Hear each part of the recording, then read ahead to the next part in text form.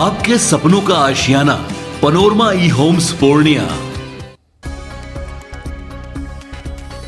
अरवल में छेड़खानी का विरोध करने पर मां बेटी को जिंदा जलाया, घर में पेट्रोल छिड़ककर लगाई आग। पीएमसीएच में इलाज के दौरान महिला की मौत, बच्ची की हालत गंभीर। ताड़ी बैन के खिलाफ पटना में प्रदर्शन कर रहे पासी समाज की पुलिस से झड़प, पथराव के बाद पुलिस ने की लाठीचार्ज, काफी देर तक मची रही अफरा तफरी। समस्तीपुर में गहने की दुकान लूटने आए 4 लुटेरों को ग्रामीणों ने पकड़ा, पिटाई से एक की मौत, भड़के लोगों ने आरोपियों की बाइक में लगा दिया आग। 67वीं बीपीएससी प्रारंभिक परीक्षा के रिजल्ट पर अभ्यर्थियों का प्रदर्शन जारी, 9 प्रश्नों के उत्तर को लेकर विवाद, सचिव अमरेंद्र कुमार को पद से हटाने की मांग। 58 दिन बाद पार्टी ऑफिस पहुंचे बिहार आरजेडी अध्यक्ष जगदानंद सिंह। लालू से मुलाकात के बाद दूर हुई नाराजगी, तेजस्वी की गाड़ी में बैठकर आए पार्टी ऑफिस।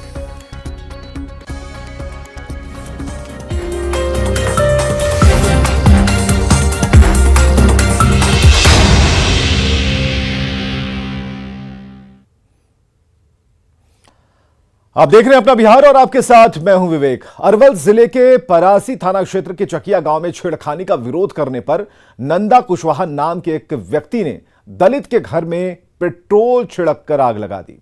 इलाज के दौरान पीएमसीएच में मां बेटी की मौत हो गई है।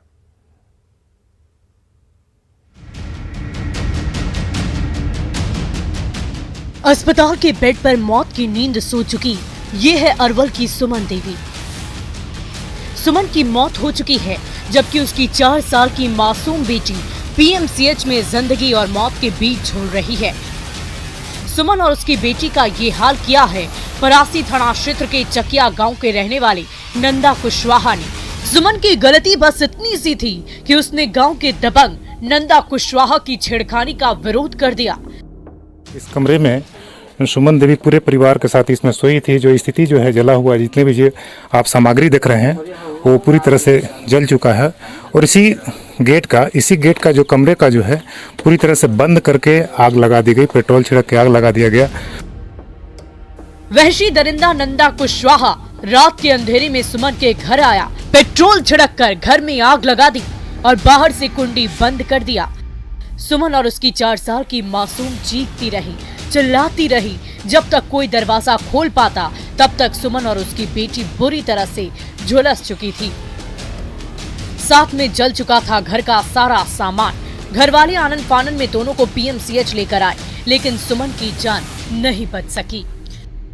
बाहर से झोपड़ी आगे में है, उसको सलाई उलाई बार दिया है। शरीर में आग लगाया, पूरे घर में आग लगा दिया? पूरे घर में है जी। बाहर से सिक्कर लगा दिया? सिक्कर लगा दिया जी। कोई बचाने नहीं आया? कोई बचाने नहीं आया, वो तो जल गई तब आए लोग। बच सकती थी सुमन और चहक रही होती उसकी बेटी अगर पुलिस ने 1 दिन पहले की गई मौखिक शिकायत पर कार्रवाई की होती। रात को आग लगा दी गई, किसी ने आग लगाते देखा नहीं बेटों को, किंतु आवेदन में नंद कुमार और उसकी बुआ कलावती का नाम दिया गया है, जिसमें से मुख्य अभियुक्त नंद कुमार को गिरफ्तार कर लिया गया है। लापरवाह पुलिस वालों पर क्या और कब कार्रवाई होती है ये तो समय ही बताएगा। फिलहाल अरवल में हुई दरिंदगी पर बिहार का सियासी माहौल गर्मा गया है।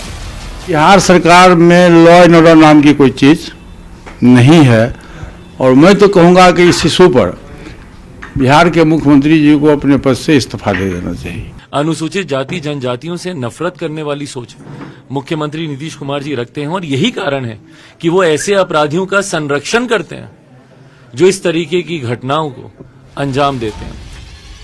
सवाल है कि अब तक क्यों सोती रही पुलिस, शिकायत पर क्यों नहीं लिया गया एक्शन, दोषी पुलिस पर कार्रवाई कब की जाएगी। न्यूज़ 18 के लिए पटना से रजनीश और अरवल से अनिरुद्ध की रिपोर्ट।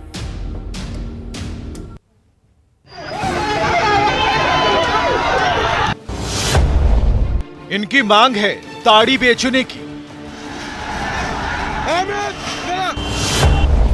पुलिस ने की लाठीचार्ज।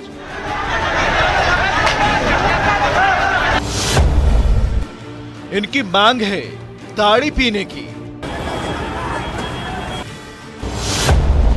पुलिस ने चलाया डंडा।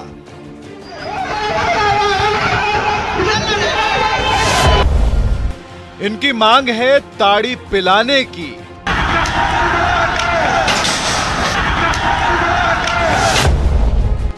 पुलिस ने चटकाई लाठियां।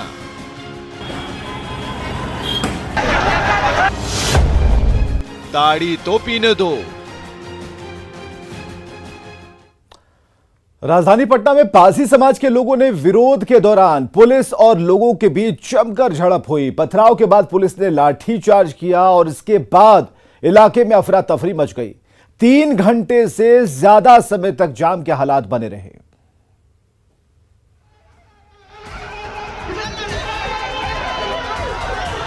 रणक्षेत्र में तब्दील यह है पटना का गांधी मैदान इलाका। देखिए इन तस्वीरों को, कैसे बैरिकेडिंग को तिनके की तरह तोड़ दिया गया। देखिए कैसे पुलिस और पब्लिक के बीच जोर आजमाइश हुई। देखिए कैसे हुई पत्थरबाजी।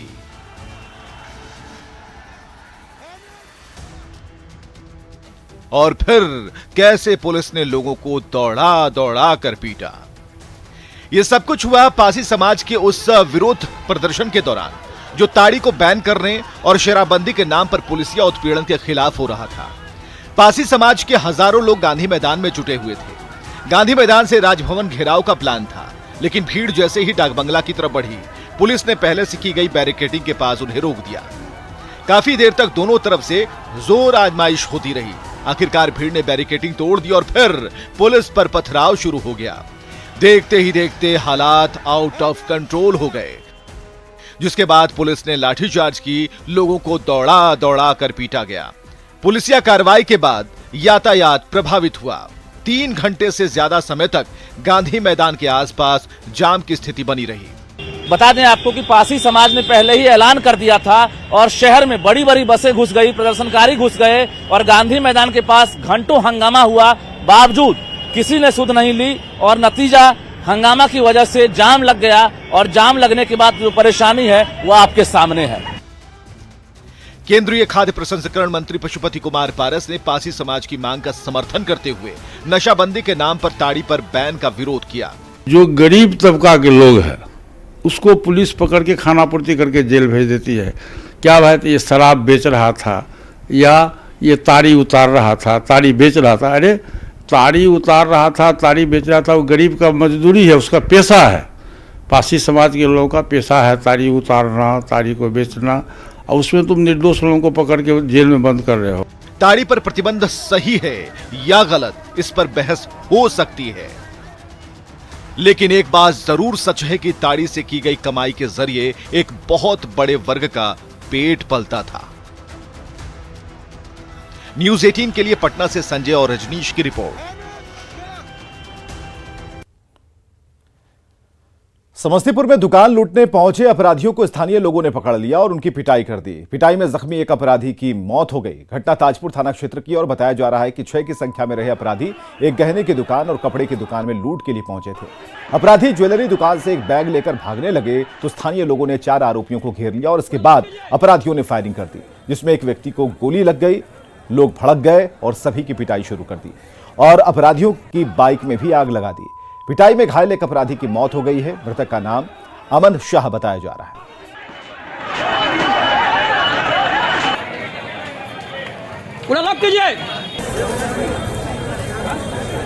समस्तीपुर के ताजपुर में अपराधियों के द्वारा लूटपाट की वारदात को अंजाम देने की कोशिश की गई, जिसके बाद अब जानना चाहेंगे क्या कुछ इस मामले में लूटपाट का प्रयास किया गया था, जिसके बाद यहाँ के स्थानीय लोगों के सक्रियता से उसको पकड़ा गया है और आगे की कार्रवाई हम लोग कर रहे हैं। जो भी कितने की संख्या में अपराधी अभी तक जैसा सुन रहे हैं कि 6 की संख्या में आए थे, जिसमें से 4 लोग पकड़े गए हैं जो लोकल लोग हैं उनके सक्रियता से। ठीक है, पुलिस आई, उसके बाद उनको पुलिस के हवाले किया गया है। अभी वो लोग हैं। अपराधी की क्या स्थिति है? अपराधी की स्थिति उनको चूँकि पब्लिक मूवमेंट में पकड़े गए थे, उसके बाद घायल हैं, वो इलाज चल रहा है उनका। आगे की जो भी कार्रवाई होगी वो बताई जाएगी। सर, हथियार की बरामदगी हुई? हथियार देखते हैं अभी क्या क्या बरामदगी हो। अभी तो मैं यहाँ आया हूँ, मैं यहाँ पे सारा रिपोर्ट लेकर के अपराधी की मौत की सूचना आ रही है? अभी तक मैं कंफर्म नहीं हूँ, मेरे संज्ञान में नहीं। तो इस पूरे मामले में जो जानकारी मिल रही है, बड़ी अपडेट है। एक अपराधी की मौत की जानकारी मिल रही है। 3 अपराधी अस्पताल में है और यहाँ पर जो सदर डीएसपी हैं शहबान हबीब फाकरी, उनके द्वारा ताजपुर थाना पर ये जानकारी दी गई है। जो अपराधी हैं वो पिटाई के दौरान जख्मी हुए और उनका इलाज अभी अस्पताल में चल रहा है। एक अपराधी की मौत की बात सामने आ रही है। हालांकि पुलिस के द्वारा इसकी पुष्टि नहीं की गई है और यहाँ पर घटना के बाद क्षेत्र के जो लोग हैं काफ़ी संख्या में थाना पर जमा हैं और एक बड़ी वारदात को लोगों के प्रयास से टाला गया है। जो समस्तीपुर अपराधियों के खौफ से दहल रहा था, उस समस्तीपुर के ताजपुर में यहाँ पर लोगों ने अपराधियों को चैलेंज दिया और एक बड़ी वारदात को टाला है। Mukesh Kumar, news 18 network, Samastipur. Yes, right now, in the name of Jesus Christ.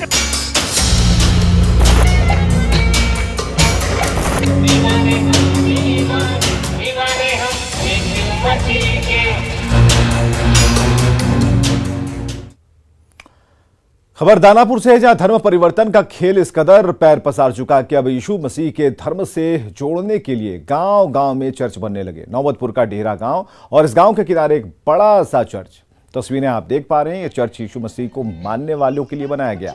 यहाँ 1-2 नहीं बल्कि सैकड़ों लोग इस ईसाई धर्म की चर्च से जुड़े हैं। जोड़ने के लिए कई तरह के लालच दिए जाते हैं। धर्म परिवर्तन कर हिंदू से ईसाई धर्म अपनाने वाले बक्सर इलाके के रहने वाले फादर जयप्रकाश के मुताबिक जब ज्यादा लोग जुड़ गए तो 2015 में चर्च का निर्माण कराया गया। हालांकि पहले इनकी तादाद हजारों में थी, लेकिन अब मात्र 100 से 150 तक सिमट गई है। यहाँ के स्थानीय लोगों का क्या कहना है, ये भी सुनिए। मुश्किल हो तो प्रभु आप जो इनको इनके तरफ से जो लगाना है, पहले कम से कम नहीं है कुछ एतवार, मतलब हर एक एतवार के कम से कम नहीं कुछ 40-50 के संख्या में लोग जाते। 40-50 के तो मैंने कैसे लोग जाते थे? अब वो जा हलन से ही बता सका, पूरा हम ना जाते। तो मैंने कि कौन परिवार के लोग जाते थे? तब हर जाने तक जाते थे। बाकी पास्टर बोल दिए ना कि जो भेदभाव मानते हैं तो चर्च में निकल जाओ। हम लोग चलाए वहाँ से। मैंने क्या भेदभाव? जैसे मुर्गा लाए थे तो मुसहरी के बर्तन में वो खाना बना रहे थे, तो हम लोग का अपना अथी दे देंगे, जाति पाति दे देंगे, तो हम लोग चलाए। पहले हाँ संगत में पहले थे, संगत में थे। हम लोग नहीं थे, हमारा भाई छोटा था नवीन कुमार। किस तरह से जोड़ा गया था उन्हें संगत में? अब तो वही बताएगा, हम नहीं बता सकते। तुमने कि लोभ लालच ये दे के आपके भाई हैं तो जानते हैं? तो भाई है तो हम नहीं जानते हैं, हम जानते हैं। लोभ लालच मिला था? कल एगो लगाया था, इतना हम जान रहे हैं। हम लोग हमारा न दिया है, हम और लोगों को 4000 क्या के लिए? पैखाना 4,000। तो मैंने हमेशा मदद मिलता था चर्च से? जी हमेशा। हम चर्च में न जाते, जो लोग जाते थे कहा देता है काल। मैंने क्या सुने हैं आप? सुने हैं कि ढेर लोग छोड़ भी दिया, ढेर लोग अभी जाता है। तो क्या मानते हैं कि हिंदू धर्म से मुस्लिम जो है यीशु मसीह को मानना बढ़िया बात है? ना, हमरा धर्मांतरण के खिलाफ बीजेपी सांसद राकेश सिन्हा ने कानून बनाने की मांग की। उन्होंने बिहार सरकार से कानून बनाने की मांग की है और राकेश सिन्हा ने कहा कि हिमाचल प्रदेश और अरुणाचल प्रदेश की तरह बिहार में भी कानून बने। मिशनरियां लंबे समय से बिहार और झारखंड में गरीब लोगों का, अशिक्षित लोगों को लगातार षड्यंत्रकारी तरीके से धर्मांतरण कर रही हैं। ऐसा करने में वे जिन तरीकों को अपनाती हैं वे न सिर्फ हास्यास्पद हैं, बल्कि यह दिखाता है कि किस तरह से गरीबी और अशिक्षा का लाभ उठा रहे हैं। लोगों को बीमारी ठीक करने के नाम पर पानी में एक पत्थर और एक लकड़ी डालकर उसके पर राम और क्राइस्ट लिखकर दिखाया जाता है कौन डूबता है कौन नहीं डूबता है। ऐसे तौर तरीके अपनाकर विदेशी धन का उपयोग किया जा रहा है। बिहार सरकार को भी धर्मांतरण के खिलाफ कानून बनाना चाहिए। धर्मांतरण के खिलाफ कई राज्यों ने कानून बनाया है, उसका लाभ उन राज्यों में हो रहा है जिसमें अरुणाचल जैसे राज्य हैं, हिमाचल जैसे राज्य हैं। फिर बिहार क्यों नहीं कानून बना रहा है, यह बिहार में सरकार में बैठे लोगों को बताना चाहिए। और बात कैबिनेट की बैठक की बड़े फैसलों की। आंगनबाड़ी सेविका बहाली की प्रक्रिया बदल दी गई है। सहायिका बहाली के लिए भी नियम बदल गए हैं। बहाली के लिए विज्ञापन निकलेगा, कमेटी तैयार करेगी मेरिट लिस्ट। और खबर है कि आंगनबाड़ी सेविका के लिए इंटर पास होना जरूरी है, आंगनबाड़ी सहायिका के लिए मैट्रिक पास होना जरूरी है। एक बड़ी खबर हम आपको बता रहे हैं, इस वक्त की सबसे बड़ी खबर, जहां पर कैबिनेट में जो फैसले लिए गए, कैबिनेट की बैठक में बड़ा फैसला हुआ है आंगनबाड़ी सेविका सहायिकाओं के लिए, जिसमें जो बहाली की प्रक्रिया है वो बदल दी गई है और नियम भी बदले गए हैं। बहाली के लिए विज्ञापन निकलेगा, एक कमेटी तैयार करेगी मेरिट लिस्ट। आंगनबाड़ी सेविका के लिए इंटर पास और आंगनबाड़ी सहायिका के लिए मैट्रिक पास होना जरूरी होगा। सासाराम में न्यूज 18 की खबर का बड़ा असर हुआ। पिछले महीने न्यूज 18 पर सासाराम के चंदन पहाड़ी पर सम्राट अशोक के लघु शिलालेख के अतिक्रमण किए जाने की खबर चली थी और उसके बाद आर्कियोलॉजिकल सर्वे ऑफ इंडिया की टीम आज सासाराम पहुंची और सम्राट अशोक के लघु शिलालेख पर बने ढांचे का ताला खुलवाया गया। साथ ही उसकी एक चाबी लेकर टीम के अधिकारी साथ चले गए। आर्कियोलॉजिकल सर्वे ऑफ इंडिया की टीम सासाराम के चंदन पहाड़ी पर पहुंची और सम्राट अशोक के लघु शिलालेख का टीम ने जायजा लिया। टीम ने शिलालेख के दरवाजे को खोलकर निरीक्षण किया और उसके बाद चंदन पीर मजार कमेटी के लोगों ने शिलालेख के दरवाजे की एक चाबी टीम को सौंपी।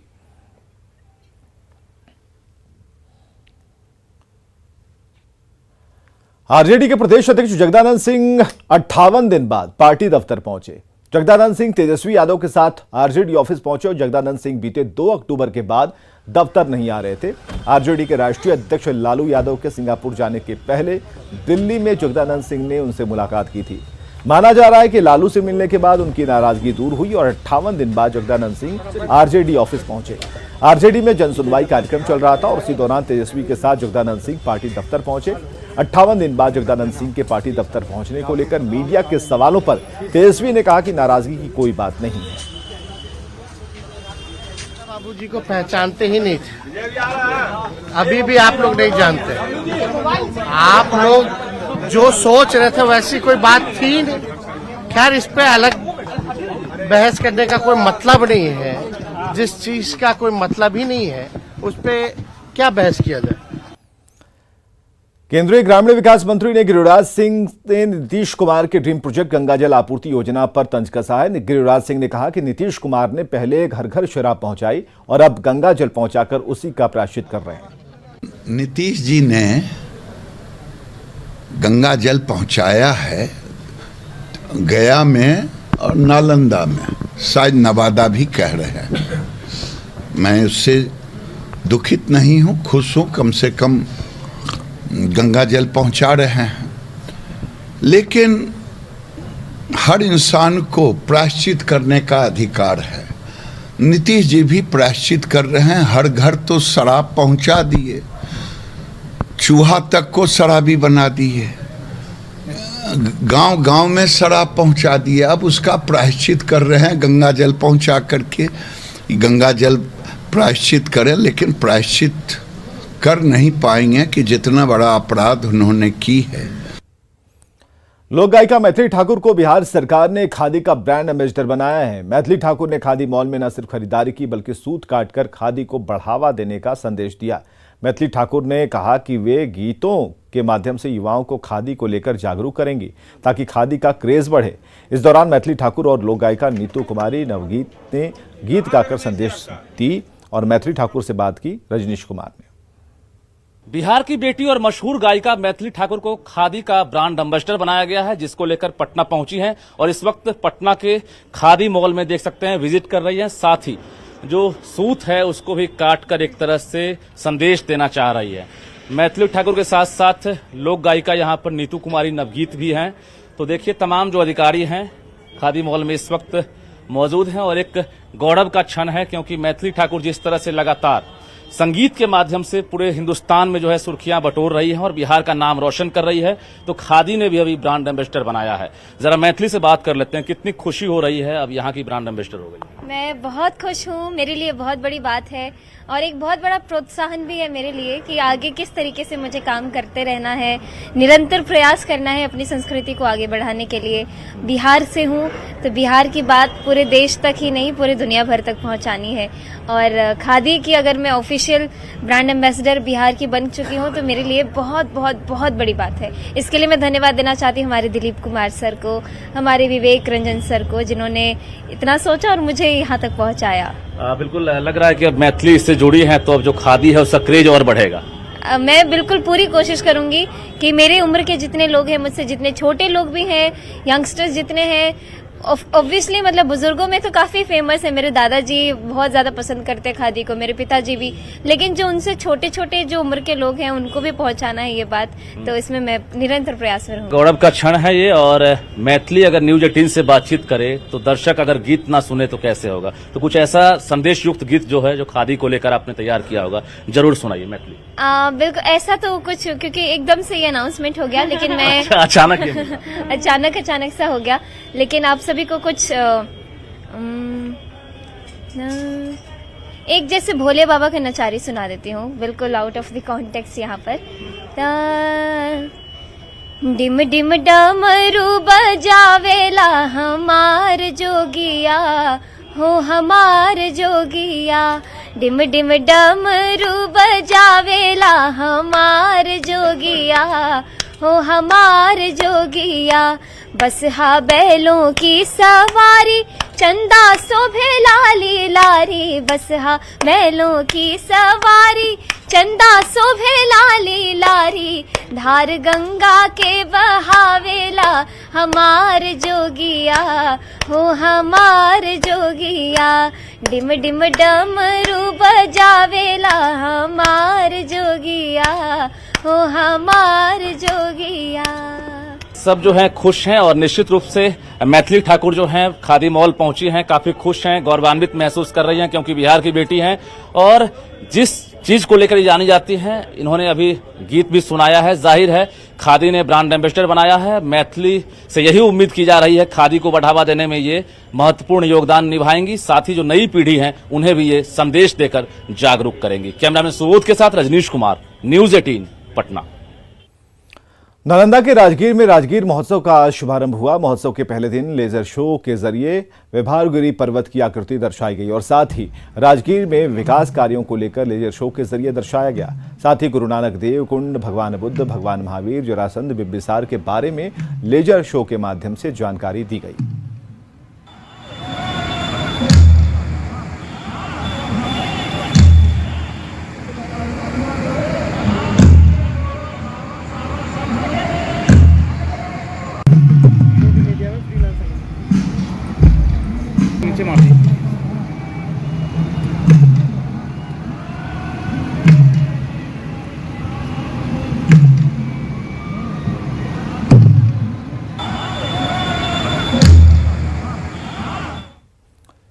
आगे देखिए जोहार झारखंड।